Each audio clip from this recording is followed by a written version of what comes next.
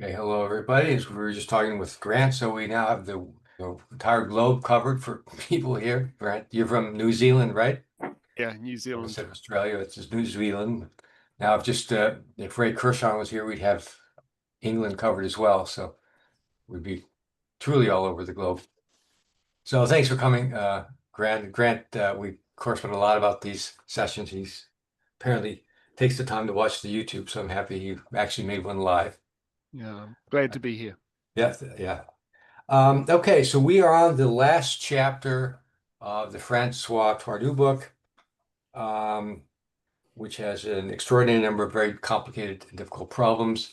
Um, and we continue with those today. And the last chapter covers the back game. Um, and he actually spends a lot of time discussing the back game in various instances of it. Um, like a lot of the things he does, he discusses and then sort of ignores it for the problems. The problems are a challenge on their own. But there are some things I would like to bring in. Um, this is what Tardieu has in his book, and the chances of hitting your opponent, depending on the what type of back game you have. So you have a 1-2 back game, you have 81% chance of getting hit. These are all presumed to be well-timed back games. Um, so I thought these are interesting. Um, I don't know. We don't use them in any of the analysis, or at least he doesn't. But it is interesting to know these things. Um, he talks a lot about timing. And of course, timing is most important. It doesn't give much of an indication to all of what it was. However, we did talk about timing in the Mochi book, the masterclass book, um, in which Mochi suggested that gave us these numbers. And those numbers were essentially the timing that you needed before it was a double and a drop. So this is kind of like the minimum timing that you needed. Uh, this is too complicated for me to memorize. So I converted it to this.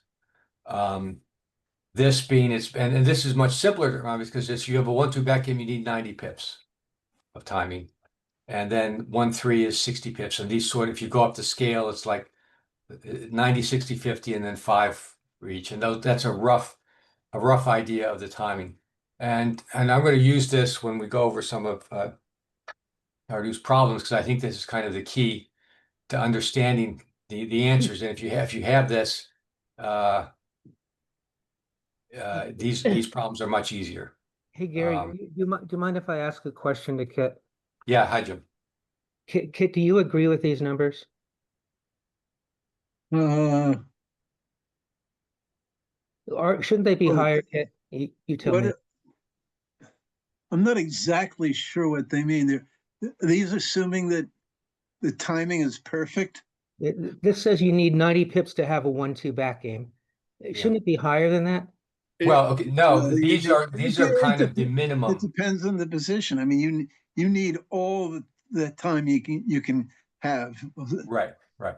These, my understanding of the way Mochi came up with these numbers was that he kind of played around and saw, at some point, if you don't have this amount of timing, Right. your opponent, and you're playing the back game, your opponent should double and you should drop. And so I don't know exactly how he came up with this, um, but that's kind of the minimum timing that you need. Because otherwise, if your opponent doubles you and you don't, and you're committed to this sort of back game, and your opponent doubles you and you don't have at least this amount of time, then you should drop. So that's my understanding of how he came up with it. Yeah, I think is so much depends on. I don't think you can just make it a matter of pips. It's a question of can the guy annoy you by slotting the edge of the prime? Can you escape with sixes? How does they look? It's just it's just too many factors. Yeah. I don't think you can just count pips and Okay. Well, we're going to go some problems today and I'm going to use these things. And so you can decide whether this is useful or not. I think it's kind of essential to have this. and realizing that this is not, and the reason I rounded these up is because it's not like 87 is a magic number. And if you have 86, it's, you can't do this. And if you have 88, then you're in good shape.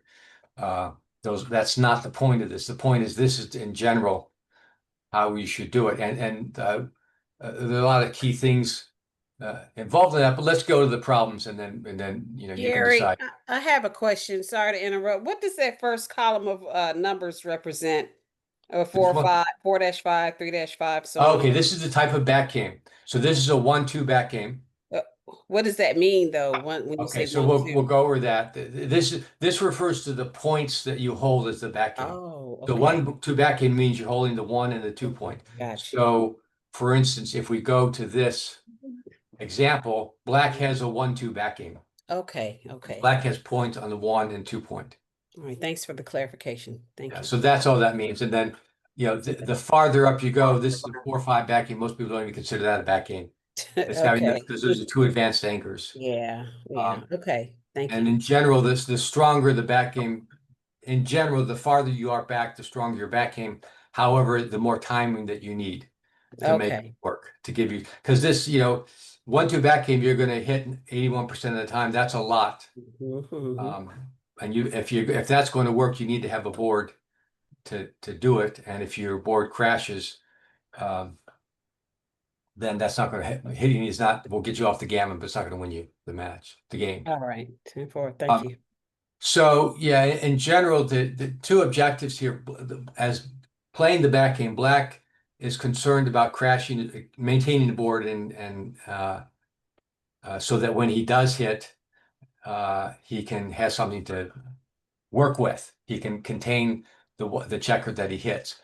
White, on the other hand, wants black to crash so that when white gets hit, he doesn't have to worry about the fact that he got hit. He can just come right in and come around before black can do anything. Okay, so here's the problem. So 2-3 to play. What do we? What's the play here, and why? Well, I just try to bury his timing and slot the 8 point. Yeah. Yeah. Yeah. Okay. I mean, his timing is potentially terrible. Right. Yeah. Black. Basically, if black doesn't roll, so you're going to slot, and that's the correct answer. You're going to slot. Yeah. And hope. Well, two things happen. Either black doesn't roll 6, in which case he's going to crash his board because we'll probably cover that with a 6 prime in front, and then we have a lot of timing here to bring checkers around. Black is going to crash. Very, very hard for black to win this frontwards by hitting and escaping everybody. It's almost impossible. Yeah. Now, what people's first inclination typically is, oh my God, black's going to roll 6, he's going to hit me. And and the question but the question you should be asking if you're white is that a good thing or a bad thing? And what would you say the answer is? I'd be very happy to be hit here if I played that move. Absolutely. Yeah. Well, I don't know if I'd be happy. I'd be I'd say it's more indifferent. Okay. If I were white, I'd just plain be happy. Okay. Well, the reason I say it's indifferent is because if he does hit me, so what?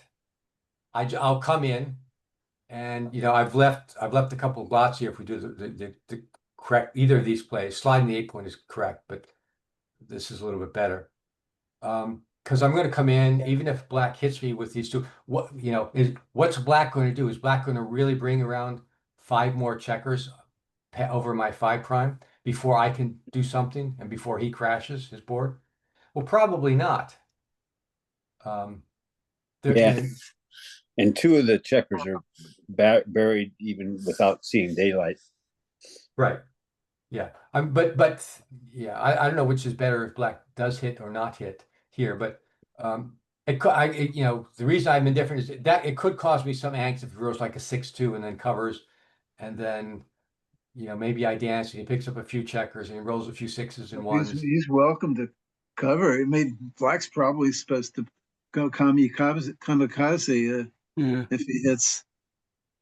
Yeah, The question I have, if somebody said to me, look, I'll play this as a proposition to you, you do that and you give me a 6-2, would I be going, yep, or I be going, hell no? And I'm going, how much do you want to play for? I'd be happy, very happy. so let's see. That's a good question. Let's see what. Let's change it.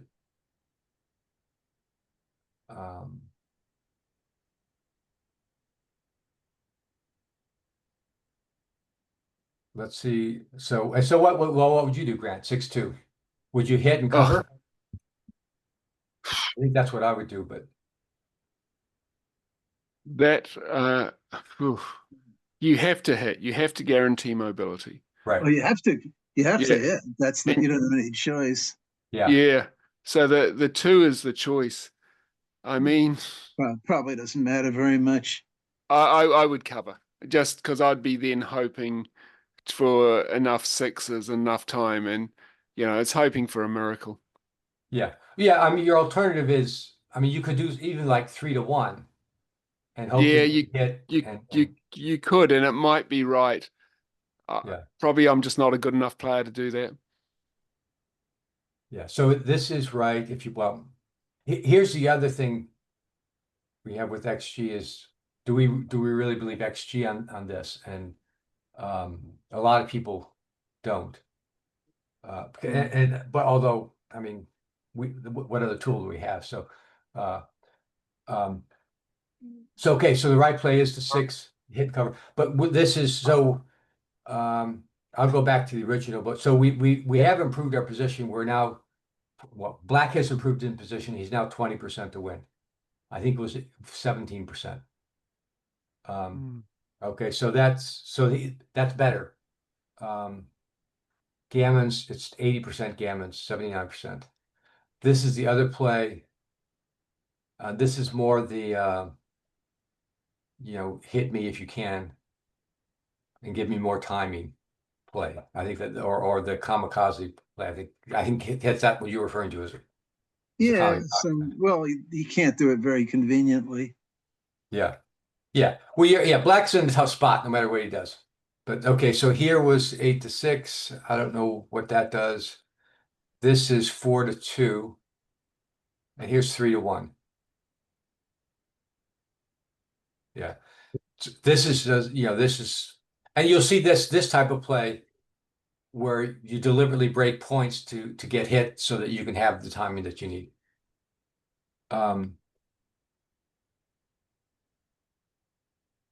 So okay, maybe that was the follow-up to the question. But so back to the original position is yeah. So you know, this is a case, and you find this a couple things here. You're going to slot the back of your prime. That's usually true regardless of the back game. And here, and you don't worry about getting hit because that doesn't hurt you. Let's look at it again. Yeah, this is getting hit with the best roll probably for black 6-2, you know, drops you down from 84% wins to 80% wins. I think did the gammons go up? This is 49% gammons. I thought they were higher than that before. In any case, so it doesn't really hurt you getting here. And obviously if black doesn't roll a 6 and rolls just about anything else, he's going to crash his board, and you've got a really strong game here. Just in terms of the timing, the numbers, black has 79 pips of timing. That's not enough per the numbers that we have. The 1-2 back game, you need 90, so he's well behind that. you don't need to know the number to know from this position what black's problem is. Because obviously black, black's board is going to crash. So the numbers aren't necessarily helpful there. But the important thing is to understand, you want to slot this, you want black to crash, slot the back of the prime. You can't get hurt very badly doing that. Okay. I like to read the summary for Tardieu's. And some of these are helpful, some of them are not. But they're always interesting. It says if your opponent is still weak, actually try to extend your prime to reduce the mobility of the spares on their defensive anchors. That will make it all the more likely that your opponent position will collapse. So basically, that's what we've been talking about. Okay, on to the next one. All right, 5-1. This is another typical problem that you have here, in that we can hit and send another checker back for black. But is that the right thing to do here? Sometimes it is, and sometimes it isn't. Hitting gives black a chance to just not enter for 3 or 4 rolls. Yeah. You just don't do that. Yeah. Not in this case, because and here we have a case where the black's timing is 55 pips, well below what he needs by any stretch of the imagination. Hitting them just will set him back initially, 16 pips? That's not the main problem. If black comes in right away, he still doesn't have enough timing. But why give him that chance? Well, it's not pips. Saying black might flunk for 4 rolls in a row, and you roll a double 4, double 5s, and all of a sudden black got timing out of nowhere.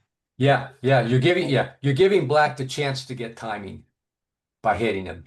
Yeah, So you just don't do it. And 5-4 with the 1? No, 7-6. Okay. 7-6, yeah. Let's look at those. It's probably, it's not very important how you. This doesn't really matter. The point is to not hit and to move this checker. I mean, in this case, we don't want to get hit. The usual theme against a 1-2 back game is you want to make sure you have a spare 2 on the 4 point. That's the usual theme. Now, why the 4 point kit? I hadn't heard about that 4 point. Why the 4 point? Because when you bring all your men in, 4s are going to be your problem number. Pitt wrote an excellent article on this many years ago, and You've got say White's got all his men in. Mm-hmm. Well, 4s are his problem number.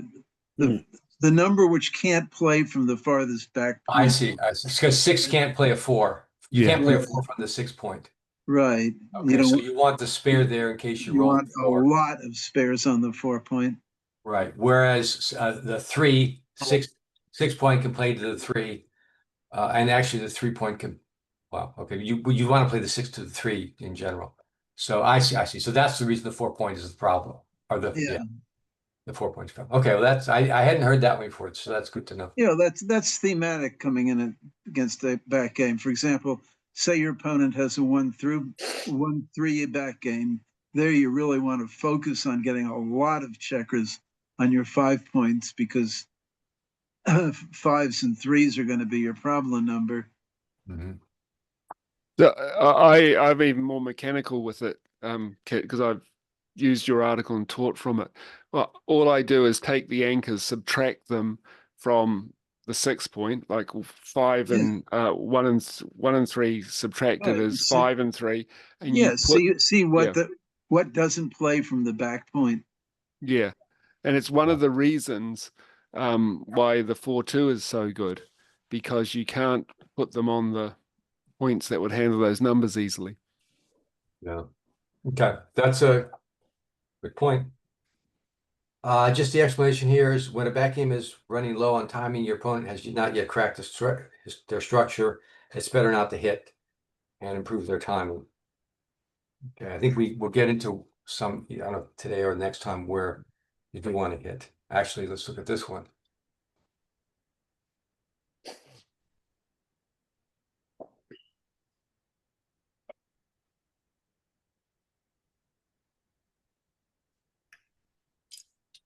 Yeah, so here, and we've just talked about where you don't hit to improve your opponent's timing. Is this an exception or is this Just don't hit.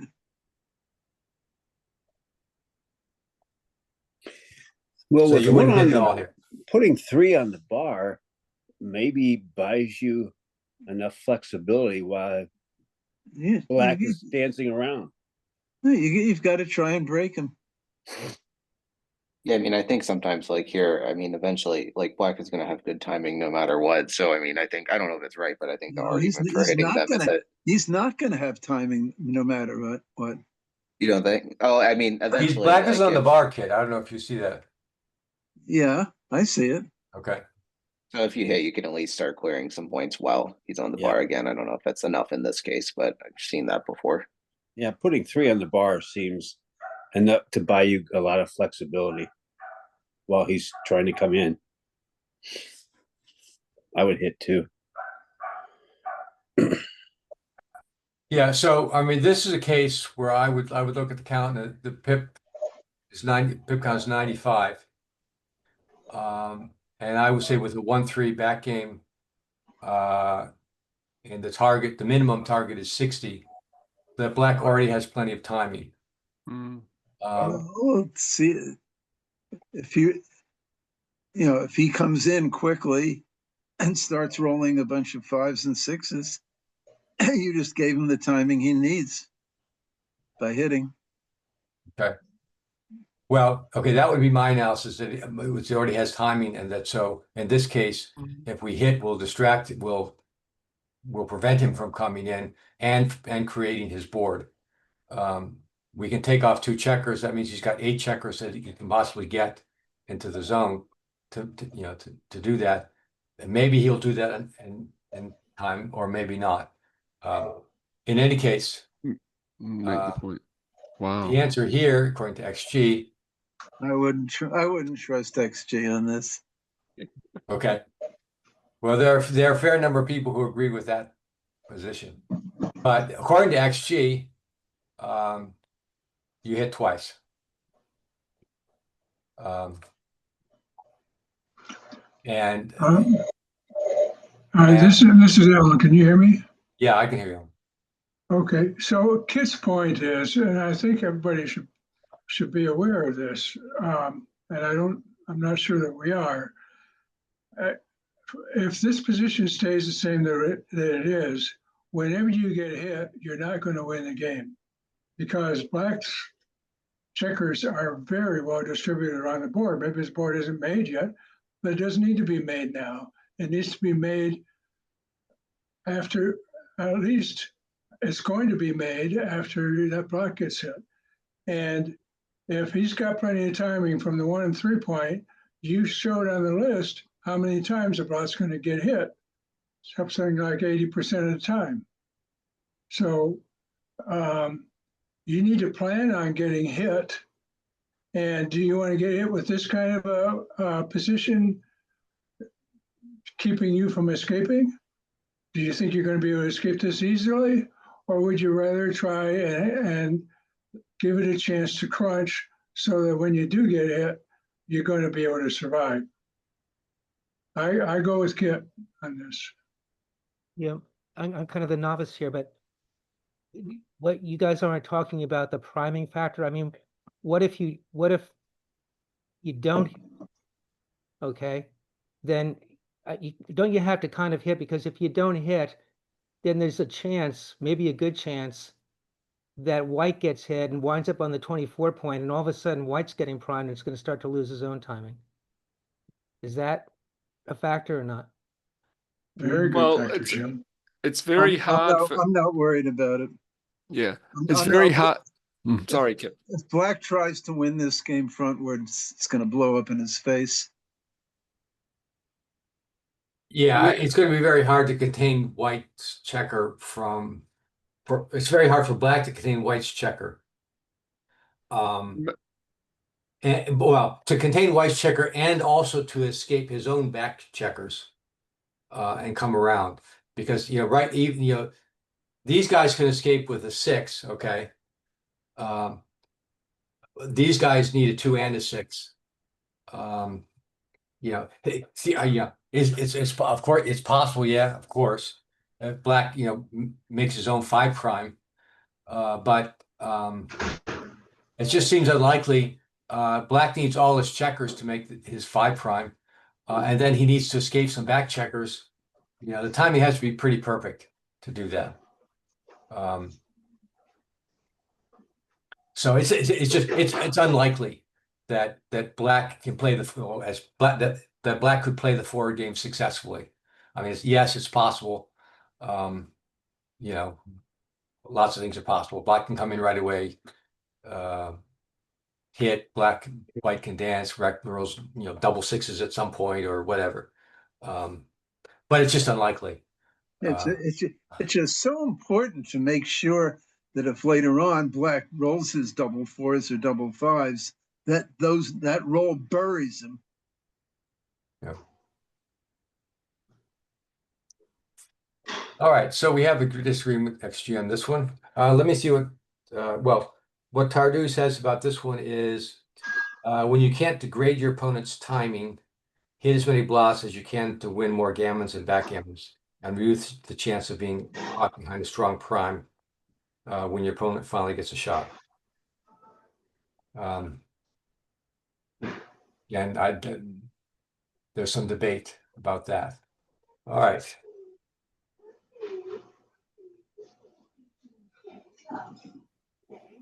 Next problem. 4-1 to play.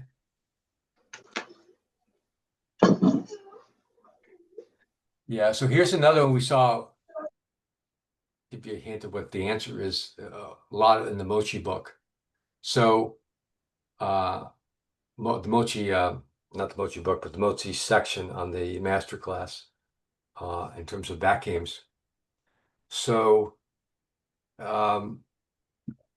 obviously we can make the 6 prime, make the 9 point. And the question is that the right move to make? Okay, well, if nobody else was. The first thing I'd be looking at is 6-1, getting hit and readjusting my timing. Yeah. Yeah. And that's because you think Black has adequate timing, or could have adequate timing if he dances, say. Yeah, but you're losing later flexibility just on the hope that Black has to hit you. True. But one of the reasons I do like it is the fact there are 2 checkers on the bar, not 1. If it's 1 and he comes in with something like a 3-1, he doesn't have to hit. At least if he comes in with a 3-1 with 2, he has no choice. That's the factor that pushes me to try that. I could be wrong. He has no choice? What do you mean? Well, if there are 2 checkers on the bar, Black's got 2 checkers on the bar and he rolls a 3-1. With 2 checkers. He has to hit. But if he's only got 1 and he rolls a 3-1, he doesn't have to hit. And that is the factor that tips me towards the slot. It might be right. I like it because he does have enough timing with 81 pips behind. All I know is the problem is you're losing your opportunity to slot the 9 point. You might not get that opportunity later. And there's nothing wrong with the theme of slotting the ace point, but to take the risk of not being able to slot the 9 point is really scary, I think. So you'd make the 9 or just slot it? I don't know. You could make the 9. If you're worried about sliding it, you might as well make it. I know I'd want to have at least one checker there. I think you're just going to have to break it is very quickly. So I don't know why I'd make it.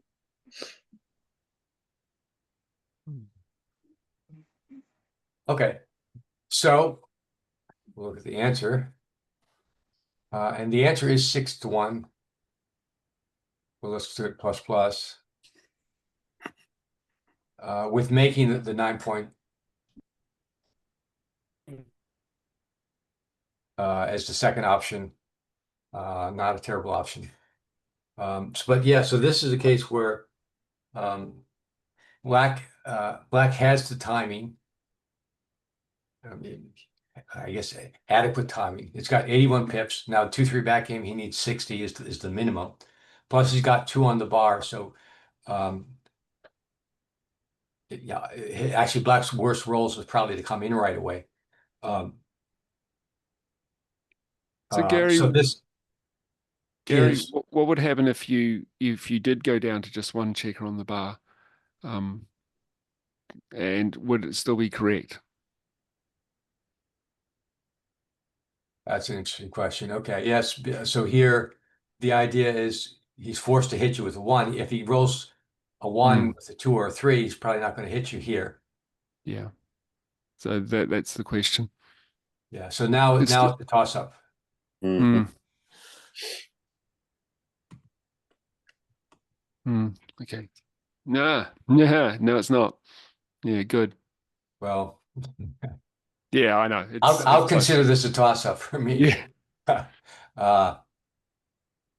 So, but yeah, that's yeah. So that goes to Grant's point. If black now has a choice. If he rolls a 1 and a 2 or a 3, he doesn't have to hit. And well, just to see that, let's put this here and say black rolls a 2-1. You know, black's going to want to come in on the 23. Here's it coming in the 24. And anything coming in 24 is a 0.4 blunder, more or less. And even coming in is not very great. It's 0.5, but that the right way is to come in and not hit and not ruin your timing, such as it is. When the timing is this is a case where I have those numbers and it's 60 for the 2-3 back game, but so you might think you have a lot of timing at 84, but you really don't, because you're not guaranteed. These guys, you may not be able to use the timing that you have on your spares at the back. So it's not only the pip count, but can you access the timing? But to Grant's point here, you don't come in, black doesn't hit. That just ruins his timing. Okay. The explanation here says when confronted with a well-timed back game, try and damage this timing by recirculating 1 or more checkers to show you slow your racing lead. The best checkers to recirculate are those which aren't doing anything useful, which, like on the 6 point, which can be used to extend your prime. In particular, a checker on your prime is an ideal candidate for recirculation, as it can come back around to build at the back end of your prime. Okay. Okay, so let's do the last one for today.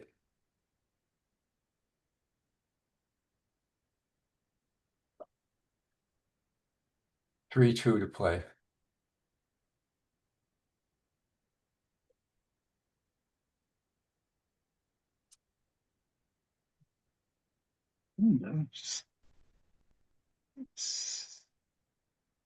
Seems you just hit and slot the 9, don't you? Yeah, so it's kind of the theme of same theme as last time. We can make the 6 prime. I don't want him to get my 3 point. Period. Yeah.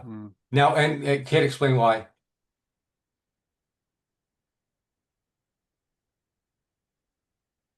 Can't you want to explain why you want to give it a 3 point?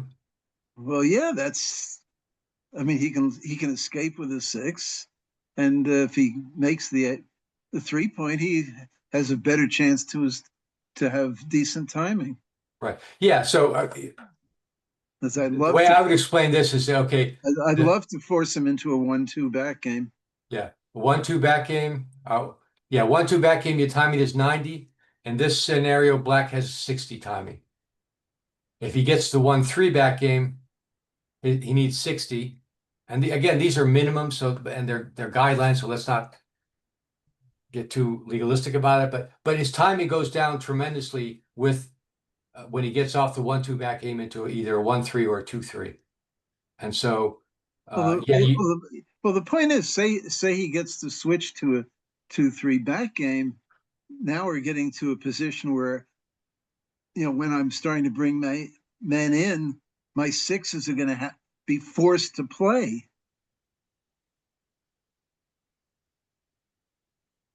Which is not what I want. That's what he wants to do.